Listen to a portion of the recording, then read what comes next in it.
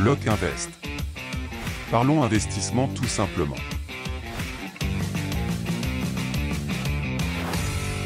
Et bonjour et bienvenue dans ce nouvel épisode de Lock Invest. Ici on parle d'investissement immobilier et aujourd'hui je vais te parler de l'actualité immobilière, plus précisément du permis de louer, de mon retour terrain sur qu'est-ce qui se passe sur le marché entre ce que je vois sur internet et la réalité du terrain. Mais comme d'habitude, si tu ne me connais pas, je me présente, je m'appelle Thomas, je suis investisseur immobilier, je vis uniquement de mes biens immo, je ne suis pas un formateur, ici je n'ai rien à te vendre, je suis seulement ici pour partager mes connaissances et répondre à tes questions si tu en as, donc tu n'hésites pas à me contacter sur Instagram si tu as des questions et je les traiterai ici dans les podcasts. Bien, avant de commencer, si tu me regardes sur YouTube, un conseil, écoute-moi sur les podcasts, au moins comme ça je verrai exactement combien de personnes m'écoutent et en plus de ça, ça permet de mieux référencer le podcast et toi d'avoir l'écran verrouillé et donc d'utiliser moins de batterie sur ton portable. Bien, commençons déjà le podcast par mon retour terrain. Donc actuellement là sur YouTube, un peu partout sur internet, je vois tout le monde qui me parle d'une crise immobilière, comme quoi tout va s'effondrer. Alors je ne sais pas vraiment si tout va s'effondrer, mais pour l'instant il n'y a rien qui m'indique que le marché va s'effondrer. Alors on a un ralentissement des achats, mais aussi on a un ralentissement surtout des gens qui mettent en vente. Donc le marché se maintient très bien. La seule différence, c'est que les banques sont capées sur les dossiers, ne peuvent plus faire de crédit, même si les personnes sont finançables. Mais même au-delà de tout ça, s'il y a bien une chose que j'ai apprise, c'est que quand tout le monde dit qu'il va arriver une chose, 99% du temps, ça n'arrive pas. C'est un peu comme l'effet mouton. Si tout le monde te dit d'acheter de l'immobilier, vends-toi ton immobilier. Et si tout le monde te dit non, l'immobilier n'y va pas, ça va s'effondrer, c'est le moment d'y aller. Et même si j'avais des débuts d'alerte, comme quoi, ou enfin des preuves que le marché allait commencer à descendre, pour moi ça ne changera rien, étant donné que c'est le locataire qui paye mon bien si je ne décide pas de faire d'achat-revente. Donc je n'ai rien à perdre à acheter. Donc quoi qu'il arrive, je continue à acheter et je t'invite vraiment à faire la même chose si tu arrives à te faire financer, bien sûr. Bien, parlons un peu de l'actualité. Un petit retour de l'Écho républicain, donc dans le journal. Apparemment, l'UNPI a tenu son assemblée générale et à cette occasion, Elisabeth Fromont, première adjointe au maire de Chartres, a présenté à l'assistance le fonctionnement du permis de louer en cœur de ville, instauré par le conseil municipal et qui entrera en vigueur le 1er septembre. Donc, ça veut dire que au moment où tu m'écoutes, le 1er septembre, c'est déjà rentré en vigueur à Chartres. Donc, il y a eu pas mal d'échanges nourris autour de ce sujet, mais qu'est-ce que c'est que le permis de louer? Donc déjà, à qui est-ce que ça s'adresse? Je vais te faire un peu une synthèse de tout ça pour que tu saches déjà si tu es concerné. Donc, il y a peu de chances car il n'y a pas 36 000 villes qui sont concernées, mais si ça t'arrive dans ta ville, tu as intérêt à être au courant parce qu'il y a quand même des risques de recevoir des amendes et des amendes sévères. Donc je vais t'en parler tout de suite. Pour commencer, il y a deux documents à remplir différents. C'est soit l'un, soit l'autre. En premier, nous avons l'autorisation préalable de mise en location ou permis de louer. Donc ça, c'est une autorisation que tu dois envoyer un mois avant de louer ton bien. Sinon, tu peux envoyer la déclaration de mise en location. Et ça, c'est aussi un document que tu dois envoyer après avoir mis ton bien à louer. Bien, commençons par l'autorisation préalable de mise en location. Donc, pour commencer, je vais t'énumérer déjà les communes qui sont concernées. Donc, je ne vais pas énumérer Chartres parce que je ne sais pas dans quelle catégorie ils sont.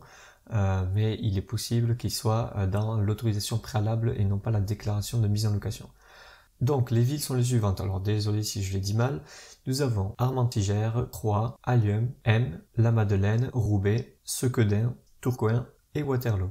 Dans ces villes, vous êtes obligés, avant de terminer vos travaux ou un mois avant de décider de louer votre bien, de remplir cette autorisation de mise en location. Avec ça, vous n'avez qu'à joindre les diagnostics techniques et ensuite, au bout d'un mois, soit la mairie vous dit oui, merde ou rien du tout. Si elle vous dit oui, bon ben très bien, vous pouvez louer. Si elle vous dit non, elle devra justifier pourquoi. Et si elle ne vous dit rien au bout d'un mois, c'est comme un accord tacite, donc vous avez le droit de louer votre bien. Le petit souci, en étant investisseur immobilier comme moi, c'est que quand vous rachetez vos biens, généralement, 90% du temps, vous faites des travaux dans ces biens avant de les louer. Le petit souci, c'est que, imaginons, vous achetez le bien. Ensuite, là, tu fais des travaux dans le bien. Et là, tu sais que tu vas le louer dans un mois, parce que dans un mois, c'est la fin des travaux. Donc tu décides de remplir cette fameuse déclaration préalable, mais le petit souci c'est que les DPE, donc les diagnostics énergétiques, tu ne les auras pas parce qu'il faut attendre la fin des travaux. Donc ce qui veut dire que le mec des diagnostics arrivera à la fin des travaux pour faire son diagnostic, tu recevras dans la semaine du coup son retour. Une fois que tu as son retour, tu envoies le courrier à la mairie. Rien que le temps de faire ça, déjà tu as perdu une semaine. Mais là, ça veut dire que pendant un mois, tu as un logement vide que tu ne loues pas parce que tu attends le retour de la mairie.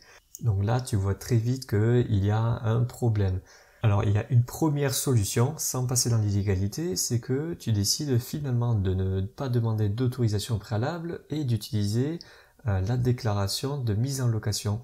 Donc cette déclaration, c'est un autre document donc, que tu retrouves lui aussi en ligne, que tu remplis 15 jours, enfin dans les 15 jours après avoir loué ton bien. Mais le petit souci, c'est que ce ne sont pas les mêmes villes qui sont concernées par la déclaration de mise en location que l'autorisation préalable. Il n'y a que 3 villes qui sont concernées par les 2 documents. Ces 3 villes, c'est Croix, Allium et Waterloo. Et les villes qui sont concernées par la déclaration de mise en location, donc ce sont les 3 villes que j'ai énumérées, plus Allium, Ambroudin, Oupine, Labassé, Lambersat, Lesquin, Lezennes, Lille, Los, Marquette-les-Lilles et Rochin.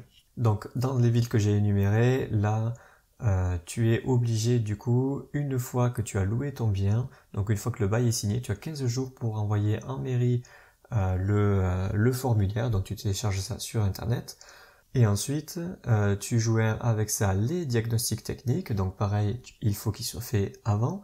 Une semaine après, tu devrais recevoir un récépissé de dépôt à joindre au bail. Donc dans la pratique, comment est-ce que ça se passe? Premièrement, tu dois télécharger l'un des 2 formulaires. Suivant ta ville, soit tu commences par la demande d'autorisation préalable de mise en location, soit tu télécharges du coup le document de la déclaration de mise en location. Donc le premier, c'est simple, c'est un mois avant de louer, et l'autre c'est dans les 15 jours après avoir signé le bail. Mais attention, alors il y a un autre document dont je ne t'ai pas parlé, c'est que si tu deviens propriétaire d'un logement qui fait l'objet d'une autorisation préalable, donc s'il y a déjà une autorisation en cours, tu dois télécharger un autre document pour demander ton transfert. Donc, ce fameux formulaire, c'est le CERFA 1566-3-01. Une fois ces documents envoyés, tu as un délai de réponse. Donc, dans le cas d'une demande d'autorisation préalable, le délai d'instruction est d'1 mois. L'autorité compétente peut accepter la demande, comme je te l'ai dit, la rejeter, mais là, il faut qu'il démontre pourquoi, quelles sont les motivations de leur décision, et il doit préciser surtout la nature des travaux ou l'aménagement à réaliser avant la mise en location. Ou alors, ils ne répondent pas, et comme je t'ai dit, là, c'est un accord tacite, donc ça veut dire que tu peux louer ton bien. Une fois l'autorisation obtenue, tu dois du coup annexer au contrat de location l'autorisation préalable.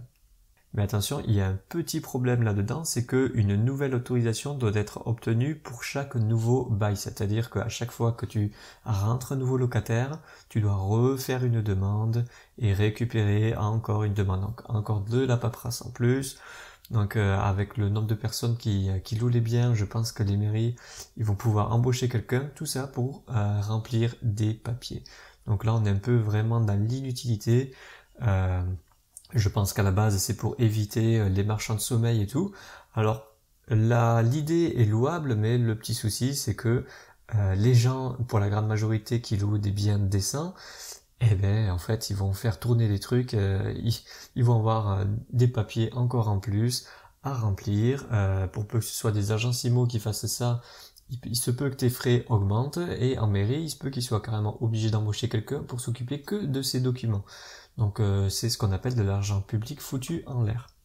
Ensuite, pour rester dans les délais de réponse, dans le cas d'une déclaration de mise en location, donc ça c'est le deuxième document, donc tu as déjà loué ton bien, le délai de traitement du dossier est porté à 1 semaine. Et si la déclaration est complète, tu reçois un récépissé avec une copie de la déclaration et dans ce cas-là, tout est en ordre et tu dois le joindre au bail. Alors imagine tu es un néo-investisseur et tu n'es pas au courant qu'il faut un permis de louer et donc tu loues soit sans autorisation préalable, soit sans déclaration de mise en location. Alors quels sont les risques? Ou alors tu décides tout simplement de frauder. Alors premièrement, si un bailleur met en location un bien sans permis de louer, il s'expose à des sanctions financières et seulement financières. Dans le cas d'une absence d'autorisation préalable de mise en location, la loi elle prévoit déjà 3 actions. Pour commencer, une amende de 5 000 € dans le cas où il y a un manquement à l'obligation de déposer la demande d'autorisation. Donc c'est simple, tu n'as pas déposé ta demande, si on te chope, c'est 5 000 €. Si tu récidives dans les 3 ans, c'est 15 000 €. Donc la première fois tu ne savais pas, tu chopes du coup 5 000 € d'amende. Tu te refais choper dans les 3 ans. Cette fois-ci, tu as oublié, tu as eu 3 locataires différents qui sont arrivés dans ton bien, ou alors tu as beaucoup de biens à gérer, il y en a un, tu l'as zappé, si l'on te chope, 15 000 € d'amende. Et pour terminer, encore 15 000 € d'amende si la mairie t'a refusé du coup ton permis de louer, mais que tu loues, là tu vas te choper du coup encore les fameux 15 000 €. En ce qui concerne l'absence de déclaration de mise en location, donc là c'est simple, c'est tu loues ton bien, tu as le droit, il faut juste que tu fasses une déclaration, donc c'est pas vraiment un permis, mais bon, même si je l'inclus dans tout ça, et bien là l'amende s'élève tout simplement à 5 000 €. Donc tu peux être de bonne foi, bon bien sûr on sait que la France c'est le pays des lois inapplicables, donc si bien sûr c'est la première fois que ça arrive, que tu dis que tu es novice, enfin tant que tu n'es pas un professionnel considéré comme moi comme étant un professionnel de l'immobilier, à mon avis il y a très peu de chances que ces amendes soient vraiment appliquées. Donc si tu es concerné dans ta ville par le fameux permis de louer, je te conseille de faire la déclaration, ça t'évitera une amende et ça te permettra de bien dormir la nuit. Donc c'est simple, tu vas juste sur internet, tu vas pouvoir trouver un peu partout sur les sites le permis de louer, mais tu peux le trouver sur permisdelouer.lillemetropole.fr. Donc si tu cherches vraiment le vrai, mais après c'est vraiment tous les mêmes, j'ai regardé un peu, donc tu as en tout 6 feuilles, mais tu n'as besoin d'en remplir que les 3 premières. Les 3 dernières c'est vraiment si vous êtes plusieurs bailleurs sur le même bien, donc c'est toujours les mêmes. Et après tu verras, c'est vraiment très simple à remplir, c'est juste nom, prénom, tes coordonnées et ensuite tout sur le bâtiment. Est-ce que tu as une cuisine intérieure, extérieure, la salle de bain, les WC, comment est le bien, quelle énergie tu utilises, tu verras, c'est vraiment très simple à remplir, mais bon, ça fait quand même de la paperasse en plus à remplir et c'est toujours embêtant.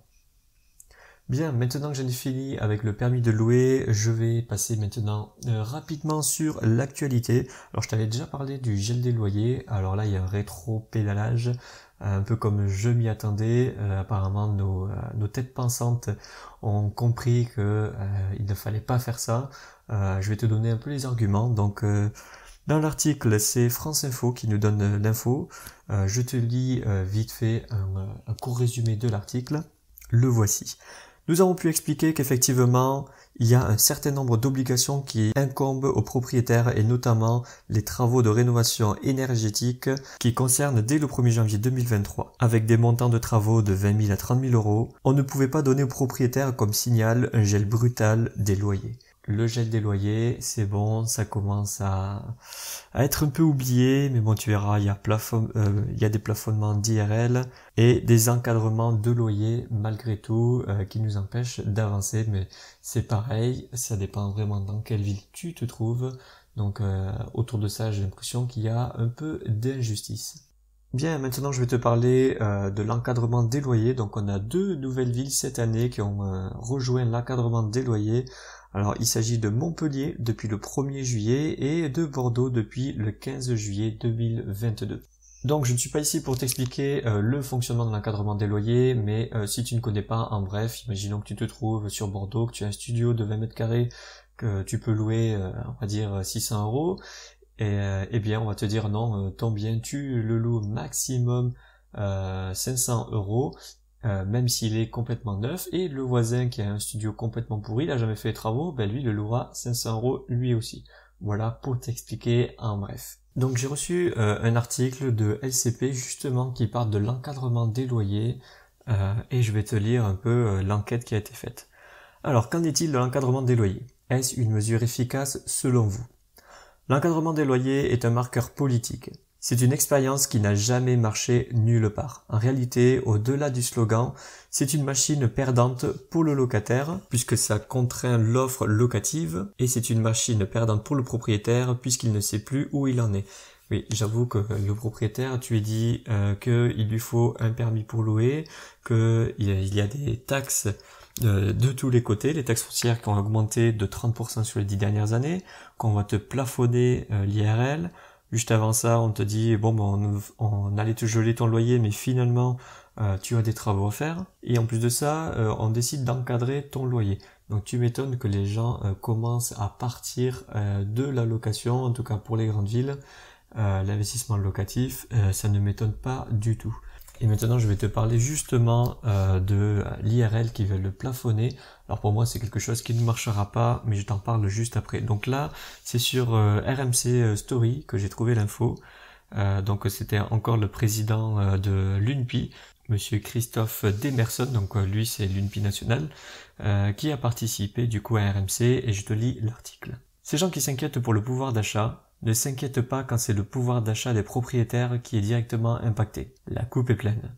Les petits propriétaires présents en France ne sont pas des pétroliers. L'UNPI voit cette mesure comme un compromis. Si elle est votée en l'état, elle sera appliquée que pendant 1 an. Alors effectivement, concernant l'IRL, alors si tu ne sais pas ce que c'est l'indice de référence des loyers. Donc c'est un indice qui est publié tous les trimestres, qui est une référence justement pour les gens qui mettent leur appartement en location. C'est grâce à cet indice que tu sais si tu peux augmenter ton loyer et de combien. Bref, cette mesure du coup ne peut pas tenir plus d'1 an en effet, parce que tu as toujours moyen de contourner l'IRL, donc c'est-à-dire d'augmenter quand même ton loyer. Et si tout le monde arrive à augmenter son loyer, l'IRL du coup ne sert plus à rien. Donc bien sûr, c'est dans certains cas très précis, je vais te les donner, mais dans tous les cas, ça ne sert à rien d'essayer de caper le marché, parce que je pense que le marché te finira toujours par rattraper, du coup, les lois qui sont faites au niveau de la France. Donc maintenant, la question c'est comment passer au-delà de l'IRL.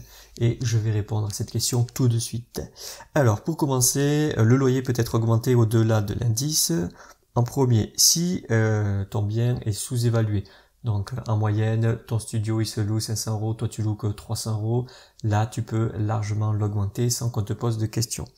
Ensuite, si tu fais des travaux. Bon, là je te dis pas juste de changer un mitigeur, quand même il faut un peu plus, quelque chose qui améliore le logement, ou quelque chose du style où tu le passes de non meublé à meublé. Là c'est bon, tu mets le loyer que tu souhaites. Il y a un autre cas où tu peux l'augmenter comme tu le souhaites, mais avant de t'en parler, il faut que tu sois au courant qu'il n'est plus possible de réviser le loyer selon l'IRL si ton logement est supérieur au niveau de la déperdition énergétique primaire à 330 kWh par mètre carré par an. Donc en gros, ça veut dire que si ton ton appartement bien mis en location pour y vivre, donc un logement, si il est classé F ou G, tu ne peux plus augmenter le loyer selon l'IRL, c'est-à-dire que ton loyer ne devra plus bouger. Mais dans toutes ces lois qui ont été mises, elles sont exclues du décret d'application s'il s'agit d'une première location. Donc tu viens d'acheter un appartement, il est mal classé, mais du coup c'est la première fois qu'il est loué, enfin en tout cas pour toi, ou alors s'il n'a pas été loué depuis plus de 18 mois. Donc sur certains contrats de location, on le voit encore, où il te demande quel était le dernier loyer. Tu dois marquer le montant du dernier locataire, sauf si ça fait plus de 18 mois qu'il est parti. Et dans ce cas-là, tu peux mettre le loyer que tu souhaites. Bien, une fois que tu sais tout ça, qu'il y a toutes ces taxes, les IRL, tous ces problèmes autour de l'immobilier, tu peux décider, comme beaucoup le font, de simplement acheter de l'immobilier au lieu d'avoir de l'argent en banque. d'acheter des biens, mais de ne pas les louer pour ne pas être du coup embêté. Mais l'État a prévu là aussi son coût avec les taxes sur les logements vacants. Et oui, si dans certaines conditions, dans certaines villes, si tu ne loues pas ton bien, tu as une taxe sur ton logement. Alors justement, on va répondre à une question là-dessus. La question est la suivante. Je possède un logement que je ne peux pas louer actuellement car celui-ci nécessite de lourds travaux. Pour cette raison, puis-je être exonéré du paiement de la taxe sur les logements vacants? Et si oui, dans quelles conditions? Alors déjà la réponse est oui, tu peux être exonéré, mais je vais te montrer tout de suite les conditions parce qu'il faut quand même quelques preuves. Et même si dans le cas où ton logement devrait être taxé, il y a encore des astuces pour contourner tout cela. Alors pour commencer, pour donner lieu à un paiement de la taxe sur les logements vacants, donc ceux que l'on ne veut pas, le logement doit remplir plusieurs conditions. Premièrement, être situé dans une commune figurant à l'annexe du décret numéro 2013-392 du 10 mai 2013 modifié. Bon, ça en gros, ça veut dire que si ton logement est dans une ville de 50 000 habitants et que c'est des zones qui sont assez tendues, tu devrais te renseigner, tu as de grandes chances que il y ait une taxe sur les logements vacants. Donc, si tu souhaites acheter dans une ville où il y a plus de 50 000 habitants et que le marché est tendu, tu as de grosses chances qu'il y ait cette taxe, donc renseigne-toi. Ensuite, être habitable et inoccupé depuis au moins 1 an au 1er janvier de l'année d'imposition. Donc si ça fait 1 an et que tu arrives ensuite au 1er janvier, là tu vas être taxé du coup de cette taxe si personne n'a jamais habité dedans. Ensuite, avoir pour objet d'assurer la stabilité des murs, la charpente, la toiture, du plancher, la circulation intérieure. Donc en gros, si les murs, les planchers, la toiture sont sains, normalement tu dois être taxé. Avec ça, ton logement doit être dépourvu de sanitaire, chauffage, eau, fenêtres, porte extérieure. Donc si tu n'as pas l'un de ces éléments, ça veut dire que ton logement n'est pas habitable et dans ces conditions, tu n'as pas la taxe. Et pour terminer, à titre de règle pratique, il peut être admis que cette condition est remplie lorsque le montant des travaux nécessaires pour rendre le logement habitable excède 25% de la valeur vénale du logement au 1er janvier de l'année d'imposition.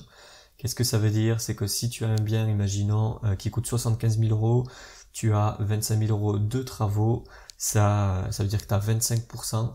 Enfin, il faut que ça excède les 25%. Donc, imaginons que tu as, allez, on va exagérer, 50 000 euros de travaux. Là, tout de suite, tu n'es plus imposé, en tout cas, tu n'es plus taxé au niveau de la vacance de ton logement. Bon, moi, personnellement, je t'avoue que, imaginons qu'on arrive dans un cas où plus tard, les locataires sont tellement protégés que si tu les mets et qu'ils payent pas, ils peuvent rester dans ton logement, mais pour ad vitam aeternam, comme on dit, dans ce cas-là, ça vaudrait plus trop le coup du coup de louer les logements. Et si j'ai beaucoup d'argent et que j'ai d'autres revenus à côté, moi je vais passer dans la catégorie du coup dans ceux qui achètent des logements seulement pour garder la valeur vénale et non pas pour gagner de l'argent. Bon, on n'y est pas encore. Beaucoup le font actuellement justement parce que les locataires sont trop protégés. Mais je vais te dire moi personnellement ce que je ferais si il y avait cette fameuse taxe qui en plus était partout en France. C'est simple, je contournerais. Alors comment est-ce que je ferais? Je vais te donner l'astuce tout de suite. J'irai voir une agence immobilière. Je ferai estimer mes biens et par rapport à ces biens, après je me ferai des devis. Où je ferai faire des devis par des artisans qui seraient supérieurs à 25% de la valeur vénale. Donc je fais estimer, imaginons mon bien à 100 000 euros. Je leur dis, ok, bon, mais vous me faites un devis pour 60 000 euros. J'envoie tous ces justificatifs au service des impôts et la félicitation. T'as acheté un bien, tu payes pas de taxes. Et tu es sûr que le bien n'est pas dégradé parce qu'il n'y a personne à l'intérieur. Bon, bien sûr, on n'en est pas encore là, mais évidemment, les lois françaises nous amène de plus en plus à protéger les locataires, alors que s'ils n'étaient pas aussi protégés, ils trouveraient des logements beaucoup plus faciles. Moi, je vois des gens qui passent devant des locataires qui disent, écoutez, moi j'aimerais bien vous prendre, mais si vous n'étiez pas aussi protégé, je vous prendrai. mais je préfère avoir mon bien vide pour être sûr de ne pas avoir de problème. Et ça, le gouvernement, malheureusement, ne le comprend pas du tout. Bien, nous arrivons à la fin de ce podcast. Excuse-moi si je bug encore, j'ai toujours pas l'habitude de parler dans un micro. J'ai toujours pas remis la musique de fond. Je ne sais pas si tu préfères comme ça ou si tu préfères comme avant. N'hésite pas à me contacter sur mon Insta pour me prévenir. Sur ce, je te souhaite une bonne journée, une bonne soirée, peu importe là où tu m'écoutes, et je te dis à la semaine prochaine pour le prochain épisode. Salut! Merci d'avoir écouté ce podcast.